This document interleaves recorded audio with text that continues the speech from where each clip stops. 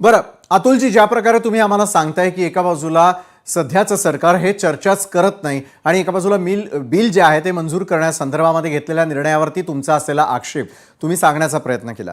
विश्वास पाठकजी, मी आपल्याकडे येईल. विश्वासजी, एका बाजूला अमित शहा यांनी या 3 विधेयकांसंदर्भातली संपूर्ण माहिती दिली. खास करून विरोधकांनी अक्षरशः त्या ठिकाणी त्याची प्रत फाडण्यापर्यंतचा आपला विरोध दर्शवलेला होता. तुम्ही चर्चा करत नाही हा जो विरोधकांचा आरोप आहे तो कितपत आपल्याला मान्य आहे?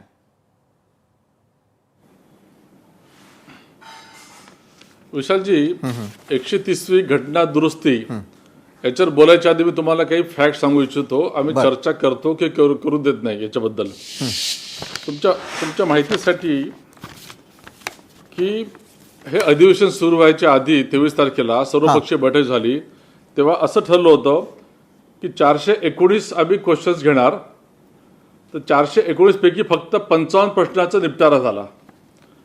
120 तास चर्चा होईल असं ठरलं होतं, प्रोसिडिंग चालतील असं ठरलं होतं.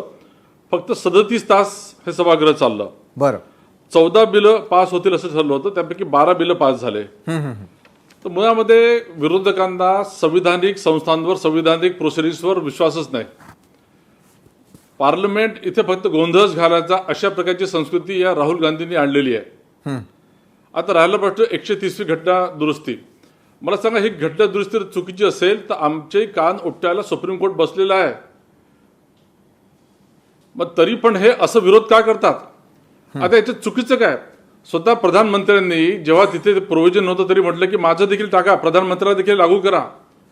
जर 30 दिवस एखादा मंत्री, केंद्रीय मंत्री, प्रधानमंत्री, मुख्यमंत्री जर जेलमध्ये असेल तर तो काय जेलमध्ये बसून सरकार चालवणार?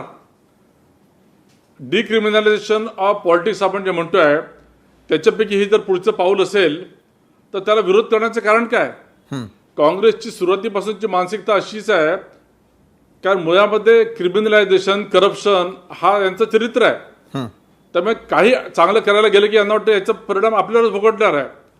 आम्हालाही कल्पना, उद्या आमचं सरकार गेलं तर हे आम्हाला लागू होणार आहे. तुमची नियत जर स्वच्छ असेल, इंटेन्शन जर चांगले असतील तर याला कोणी विरोध करणार नाही. आणि अशा प्रकारचं बिल, अशा प्रकारचे प्रोव्हिजन्स फक्त आणि फक्त भारतीय जनता पक्ष, नरेंद्रजी मोदी किंवा एनडीए सरकार आणू शकतं. बरं.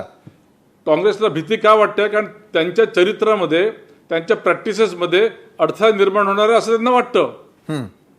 बरं, थेट तुम्ही चरित्रावरती गेलेला आहात काँग्रेसच्या. काँग्रेसचे प्रवक्ते अतुल लोंढे, मगाशी नेटवर्क इश्यू होता, आपलाही मुद्दा आपण पूर्ण करत होतात. मात्र ज्या वेळेला आपण सत्ताधाऱ्यांना विचारतोय की थेटपणे तुम्ही चर्चाच करत नाही तर चर्चेसाठीचा वेळ विरोधक वाया घालतात, असं देखील त्यांनी सुधारणा या ठिकाणी स्पष्ट करण्याचा प्रयत्न केला. अतुलजी, मला आपल्याला विचारायचं आहे की काल ज्या प्रकारची प्रतिक्रिया ही संसदेच्या बाहेर माध्यमांशी बोलताना स्वतः प्रियंका गांधी यांनी देखील दिलेली होती आणि त्यांचं म्हणणं आहे क्रूरता आहे ही, आणि क्रूरतेबरोबरच कुठेतरी